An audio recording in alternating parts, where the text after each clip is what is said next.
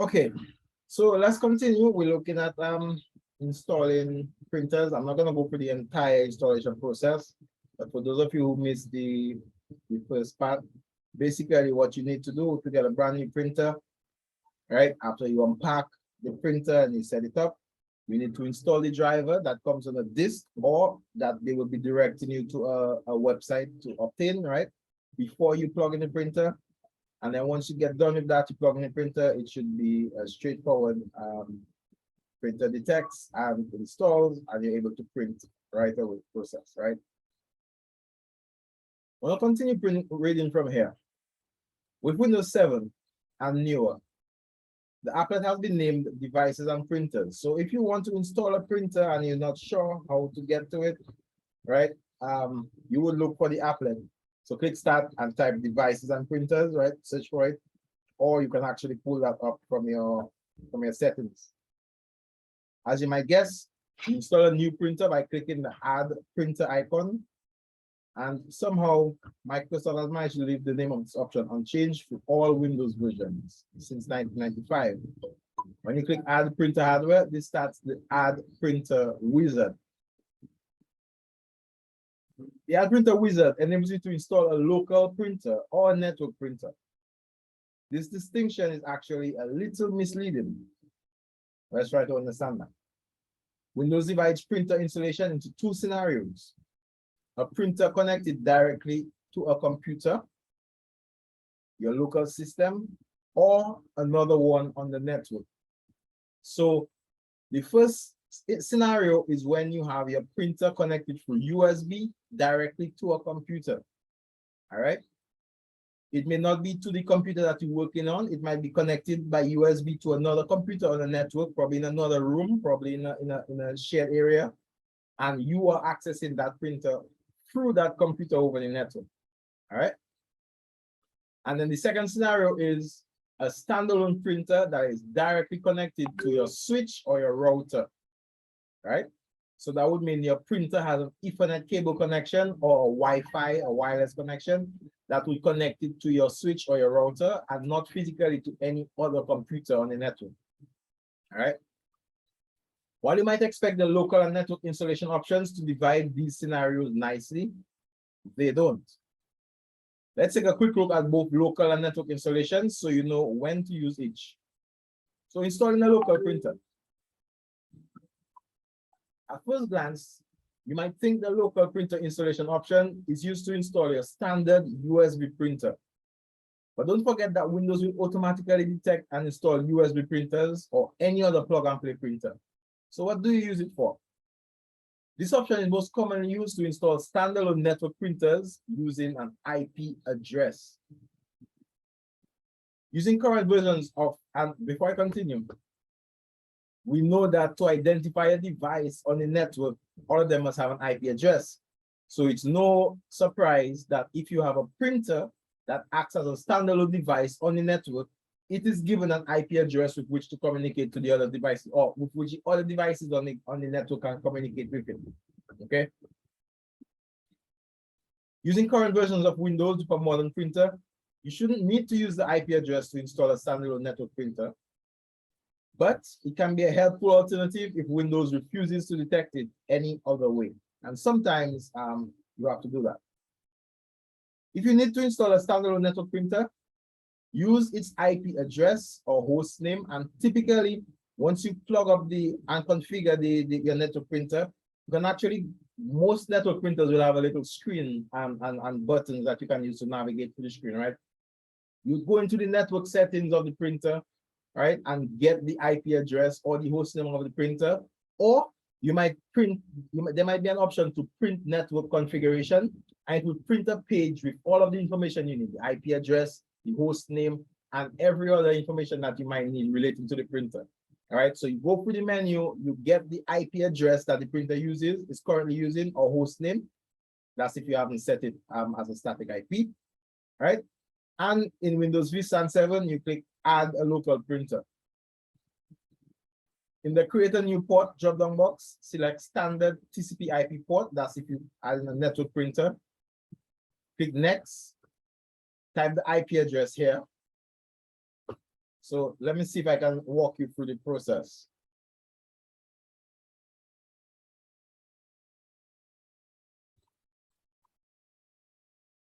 All right. So mine is printers and scanners. Can everybody still see my screen? Printers and scanners, yes? Yes, sir. Yes. All right. So so this one is from the settings, right? And we're gonna go with add a printer or scanner. This will automatically scan your computer, your network for any printers or scanners that it can install automatically. In my case, I have none that are not already installed, so you're not gonna get a result, right? If you get a result there, you can just click on it and click, and the installation process will begin. But if you don't get a result here, you can click this option, and I'm on Windows 10, by the way. The printer that I want isn't listed. So let's click here, and that gives us advanced options to find the printer, right? You can add a printer by IP address or host name. You can add a Bluetooth, wireless, or network discoverable printer. You can add a local or network printer with manual settings, which is what we're going through now, right? Or you can also go through this. My printer is a little older, help me find it, and click next. What that will do is it will use the older protocols to search for and try to find the printers that are not as easily accessible as the more modern ones. And typically that is all you need to identify a printer and install it from over the network, right? If you do know the printer's name, as in if it's connected to another device on a network, right? And you will know its name, you can refer to it by its name, then you can type it in there. You can see the examples. We have / computer name. That would be the name of the computer that it's connected to on the network. / printer name, right? Or if you connect it over the internet, then you would use the http:// and then the address, all right? But on our basic network, / the name of the computer that the printer is connected to, / the printer name. Or you can go through IP address, wireless or network discoverable, or you can add a local or network printer manually. I'm going to use the manual setting and click next. There it will ask you for the port. Remember, they say we use a TCP/IP port. If it's a network printer, you want to use the standard TCP/IP port, right? So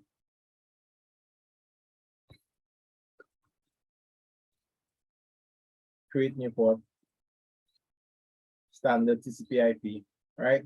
And next.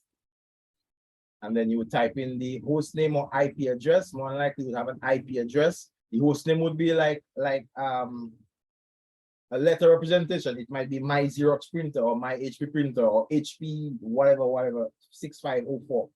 Whatever the case is for the host name or the IP address, once you get that, you put it in here. So give you an example, 192.168.1.35 might be my IP address. You notice it automatically put that in as the port name itself. We have the option for querying the printer to automatically to select a proper driver, and you click next. Unfortunately, I do not have a printer on that port, so there's nothing gonna happen when I click next. But if you did have a printer at that port, what will happen is it'll automatically detect the printer, right, and begin to configure it in the next step. Okay. So that's exactly what they were describing here. So if you need to install a standalone network printer, use its IP address or host name. In Windows Vista and Windows 7, click add a local printer. Create a new port drop-down box, select standard TCP/IP port, click next, type the IP address here, that's the IP address of the printer. Windows 8, 8.1, and 10 is even simpler, and you will see in my Windows 10 setup, all right? If Windows doesn't automatically detect your new printer, click the printer that I want isn't listed and add a printer using TCP/IP address or host name. That's these steps that essentially I just showed you, right? Continuing. Whether you use a USB port or TCP/IP port, you'll need to manually select the proper driver, and that will be the next step. Windows includes a lot of printer drivers, but you can also use the handy have this option. So when you click the next step, this is what you get, right? You can select the appropriate manufacturer on this side, and then you will see all of the available printer drivers that are available with your installation of Windows on this side. So you select the manufacturer and a printer model, and you click next, and it will automatically go ahead and install the driver. Or you could click have disk if you have a physical disk, and then you put in the disk in your disk drive, or point to the location where you have it and tell it to install from there instead. Okay.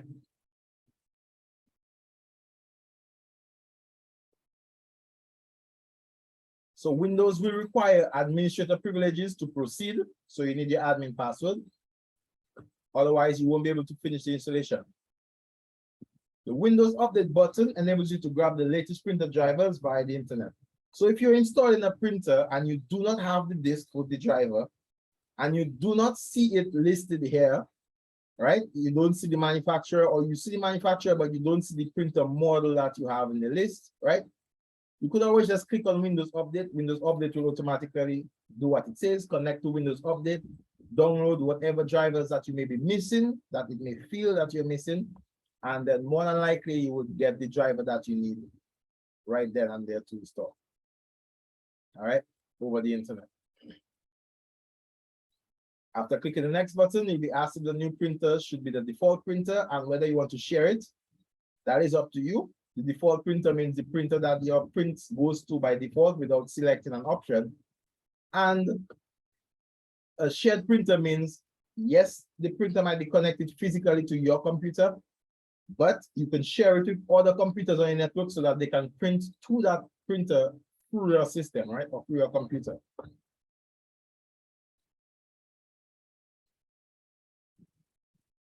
All right. Then you'll be asked to print a test page once you do that to make sure everything works. And that's it. You're done. Your printer is ready to use. Any questions for installing your USB printer or your, well, it's not Sun Network, but your local printer? Any questions? Straightforward enough, right? If I didn't ask, you installed a printer before?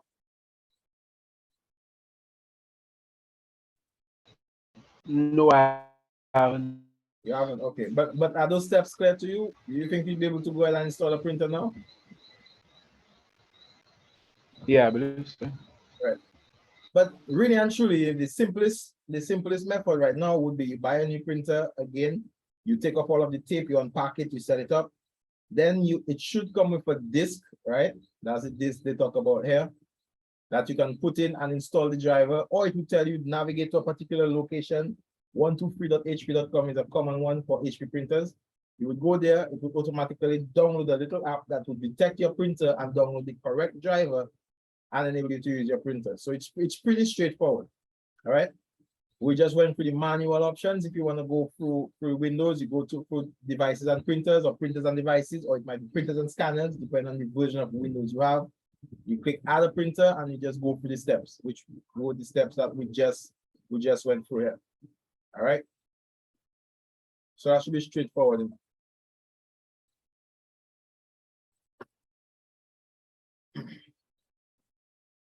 All right. Let's read the exam tip. Windows-based printer sharing isn't the only game in town. Apple's AirPrint functionality can be used in conjunction with its Bonjour print service, installed separately or along with iTunes. To share a printer, connect it to a Windows system with AirPrint compatible Mac OS X and iOS devices. So if you have a Mac, you can achieve the same functionality printing over the network, right? Using AirPrint. Now, installing a network printer. And what do we mean by a network printer?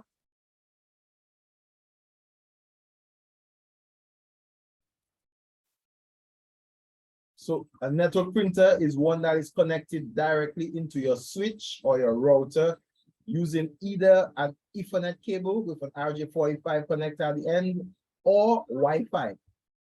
Everybody understand that, right? Yes, sir. All right. Do not confuse that with a local printer that is installed over USB that you print to through another computer on the network, okay? A network printer, a standalone network printer is its own device that plugs directly into your network. It gets its own IP address, and you print directly to it. All right. So surprisingly, setting up network printers doesn't require much more effort than setting up local printers. When you try to install a network printer, the Add Printer wizard will scan for any available printers on your local network. More often than not, the printer you are looking for will pop up in a list. See figure 2725, and we can see here, when you click Add Printer, all of the available printers will show up in that list if they can be detected, right? When you select whichever printer you want and click Next, Windows will search for drivers. If you need to, you can pick from a list of available drivers, just like as it would be with the case of a local printer. You select the manufacturer, then you go through the list for printer models and you select the appropriate one, right? Or you can use the disk that came with the printer, right? Either way, you're already done, meaning it's literally that simple. You detect the printer, you click on it, you click Next, ask for a driver. You either select the driver that's built into your system, or you put in the driver disk with the driver, or you download the driver from online, and then you install it, right? It's literally that straightforward. However, Windows may not automatically detect your printer on the first try, right? Like this. So if you don't get any results here, but you know there's a printer on the network, then you may have to do a little bit more work. So if Windows fails to find your printer, you need to configure the network printer manually. Every version of Windows includes multiple methods of doing this, and we actually went through the methods in the previous step. These methods change depending on whether you are connected to a domain or a work group. If you're on a work group, which most of us will be connected to, you can browse for a printer on your network. Connect to a specific printer using its name or URL, or use a TCP/IP address or host name, as you see in figure 2726. In a domain, most of these options remain the same, except that instead of browsing the workgroup, you can search and browse the domain using several search parameters, including printer features, printer location, and more. Once you found your printer, you might be prompted for drivers. Provide them using the usual method described earlier, and then you're finished. So just to explain what they mean, right? You can open up your File Explorer, click on Network, and that it should show you all of the other devices on your network, including computers and printers. I was expecting to pull up my printer, but I think it might be off right now, right? So you would see all of the other printers and computers on your network. You would simply click on the appropriate printer or double click on it, and basically it should automatically query, install the driver, and allow you to print to the printer, all right? If you need to, you provide the disk to have it install the driver from the disk, all right? And then you finish. It's literally that straightforward.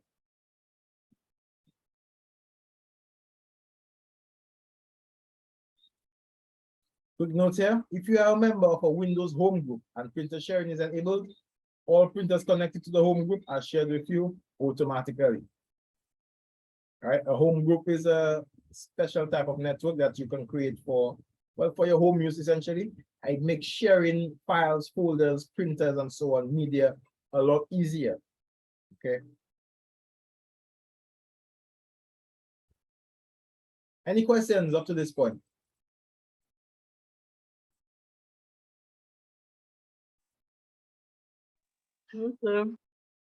Okay. Let's continue. Remember that Windows doesn't always see your network printers exactly how they are physically arranged.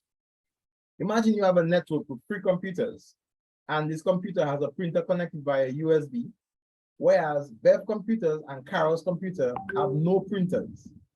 There is, however, a second printer connected directly to their router via Ethernet. Beth has configured a system to connect directly to the network printer using an IP address.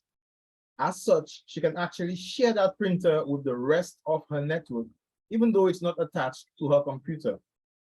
Windows doesn't care where it is. The process for sharing a local printer and a network printer is identical because Windows considers both printers to be installed on your computer and under your control. So now, Andy and Beth both share printers.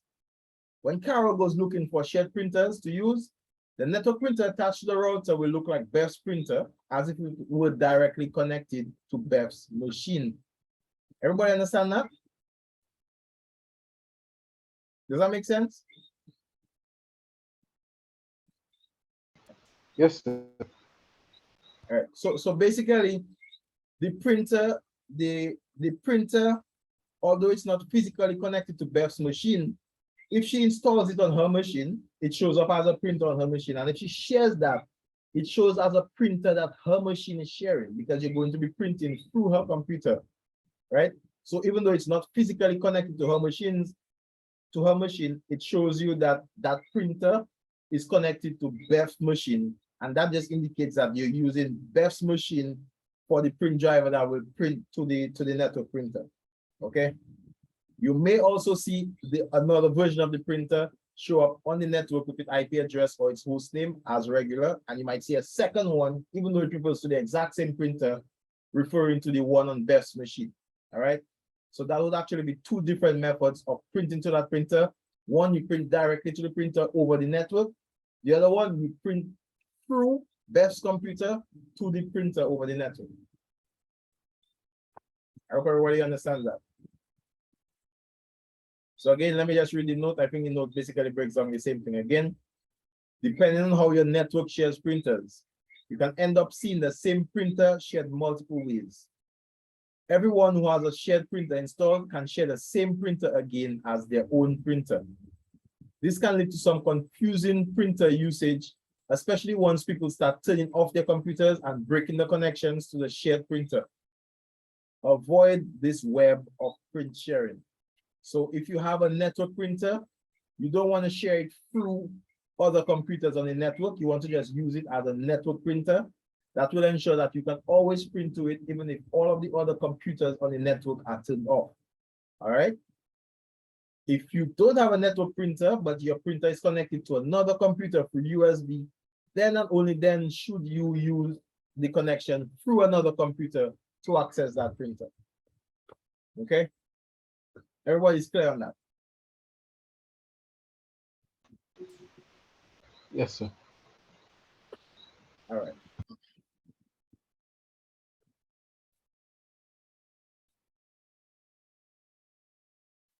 Figure 2727 shows a typical Windows device and printer's screen on a system with one printer installed. Let's have a quick look at that.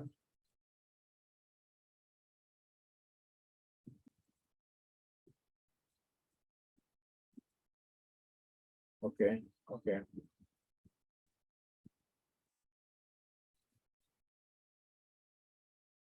Sorry. I just have to scroll down to check a picture. So let me go. Figure 2727 shows a typical Windows devices and printer screen on a system with one printer installed. Note the small check mark on the icon. This shows that the device is the default printer. If you have multiple printers, you can change the default printer by right-clicking on the printer's icon and selecting Set as Default Printer. In addition to the regular driver installation outlined previously, some installations use printer emulation. Printer emulation simply means using a substitute printer driver for a printer as opposed to one made exclusively for that printer. You run into printer emulation in two circumstances. First, some new printers do not come with their own drivers. They instead emulate a well-known printer such as an HP LaserJet 4 and run perfectly well on that printer driver. Second, you may see emulation in the I don't have the right driver scenario. I keep about 3 different HP LaserJet and Epson inkjet printers installed on my computer because I know that with these printer drivers, I can print to almost any printer. Some printers may require you to set them into an emulation mode to handle a driver other than their native one. So, but you never want to use emulation mode if you have a direct driver that can work, okay? All right. Well, let's read the exam tip.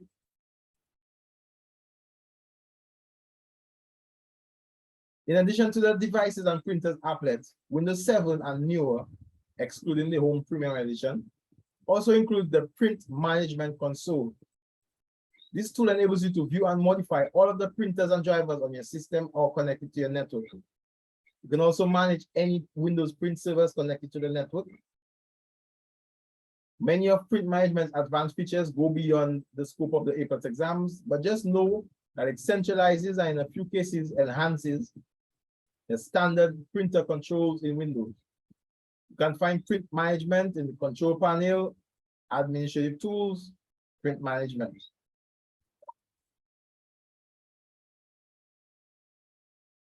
And you can see the little check mark there indicating the default printer. All right.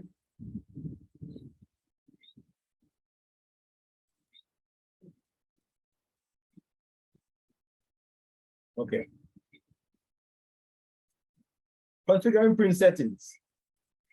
This one, that section I'm not going through in detail because I'm sure everybody, even though you have not installed a printer before, you have printed to a printer before, right? Are you familiar with some of the settings that you have? For instance, duplex, or you might see it referred to as print on two sides or two-sided printing, lets you print on both sides of a paper automatically, right? You might see settings such as orientation, that determines whether your paper is going to be, your printout is going to be landscape or portrait, landscape meaning wider than it is tall, portrait meaning taller than it is wide, right? You might see settings like multiple pages where you can print 4, 5, maybe 10 pages or more on a single sheet. So it will make the pages smaller to fit multiple pages on a single sheet. Usually you want to do that if you're printing something like a PowerPoint presentation that has multiple slides with larger information on it, and not for printing information with small text. All right. Scaling would make your entire image bigger or smaller, so you can scale it to 200% to print it twice its current size, or you can scale it to 50% to print it half of its current size. Okay. And you might see an option for reverse or invert to let you create a mirror image of your printout. All right. And again, that is sometimes necessary for if you're doing like heat transfer prints on t-shirts or other specialty media.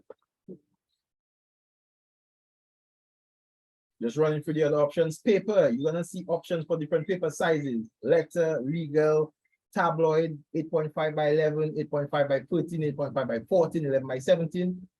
You need to set your correct paper size, all right, for most printers to print properly.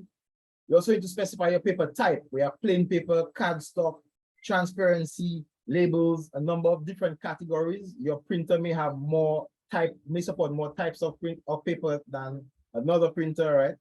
So pay attention to that. Not all printers can print on all types of media. And you may see an option for source. Again, some larger, more industrial printers, laser printers, tend to have multiple sources. For instance, you may have 3 paper trays.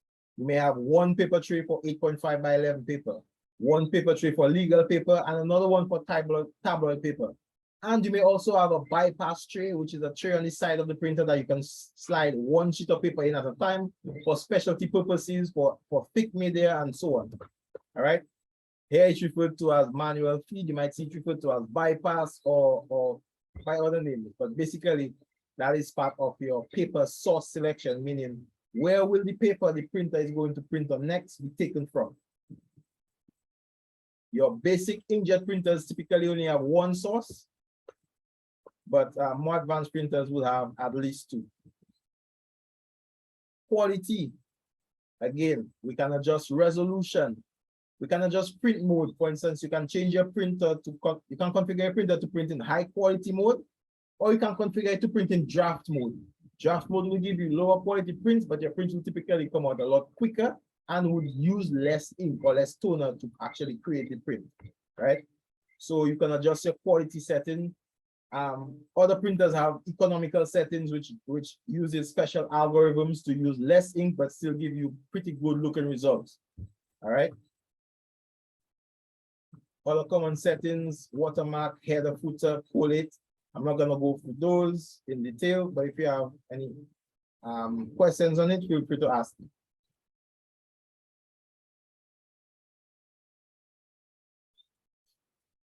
All right. Optimizing print performance. Although a quality printer is the first step towards quality output, your output relies on factors other than the printer itself. What you see on the screen may not match what comes out of the printer, so calibration is important. Using the wrong type of paper can result in less than acceptable printed documents. Configuring the printer driver and spool settings can also affect your print job. Calibration. I'm sure everybody understands calibration, but we're gonna go through it still. To put simply, calibration is tweaking your printer to get your display on your screen to match the output that your printer gives you, okay? So if you've ever tweaked a photograph so it looks perfect on your screen, only to discover the final printout was darker than you had hoped, consider calibrating your monitor. Calibration uses hardware to generate an international color consortium or ICC color profile, a file that defines the color characteristics of a hardware device. The operating system then uses this profile to collect any color shifts in your monitor. With a calibrated monitor, you know any color shifts in your photograph are really in the photo, not an artifact of your monitor. Where these ICC color profiles really start to get interesting is that they can be created for printers as well. Just like with a monitor, they let the computer know the unique color quirks of a specific printer. When your printer and monitor have been properly calibrated and the profiles installed, your prints and monitor display should match. In other words, the printout that you get from your printer should match exactly what you see on your computer monitor. Color profiles are sometimes included in the installation media of the printer, but you can create or purchase custom profiles as well. Windows includes Windows Color System to help build color profiles for use across devices. Windows Color System is based on a newer standard Microsoft calls Color Infrastructure and Translation Engine, or CIT. Basically, you might see options to add or use specific ICC color profiles, and that is basically the process of calibration. You select the profile that matches, that allows your printer to match your monitor display. Sometimes it can take a bit of trial and error to get it just right, but with most basic printers, that happens fairly automatically, all right? And you don't need to do any major calibration.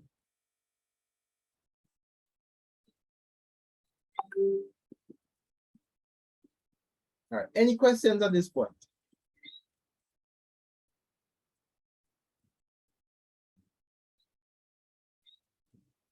Okay.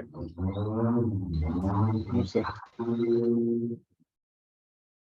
All right, we have 2 minutes left on that session. Managing shared public or network devices. While we've looked at a few of the ways you can share a printer or multifunction device over a network, there's more to know about sharing these devices than just how to set them up. A few big issues are network security and data privacy. So basically, you know what network security is for printers. If we have a printer that's installed over the network, it means that anybody that's on the network can print to your printer, right? And that is a security risk. Everyone understand that, right? Yes, sir. Okay. Data privacy. And again, printers that are installed on a network that multiple people use might cause a breach in your data privacy. For instance, imagine if I send a print to our shared printer, right? But I'm in my office still. I send out the 10-page confidential private document and somebody else also send out a 2-page confidential private document. But then they get to the printer before me and they just grab all of the papers in the tray. They're actually gonna get both their documents and my documents, which can make my sensitive information or my private data get out, as you can imagine. All right. Also, a lot of printers, especially the newer industrial ones, tend to keep a copy of every print that happens on the hard drive, which means that a knowledgeable person can get onto the printer and actually see the prints that were done previously and do reprints of them directly from the printer, right? Again, that would be a breach of your data privacy and can cause your sensitive data to get into the wrong hands. Newer printers address that by adding security and for the different users. So you must enter a username and password for you to access the printer to see any of those jobs, right? Or to access any of its network features.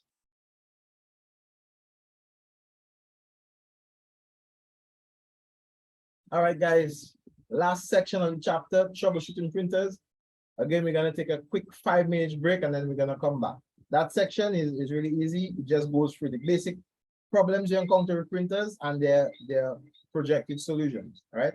Different types of printers give you different problems. So we're gonna go through it separately for inkjets and laser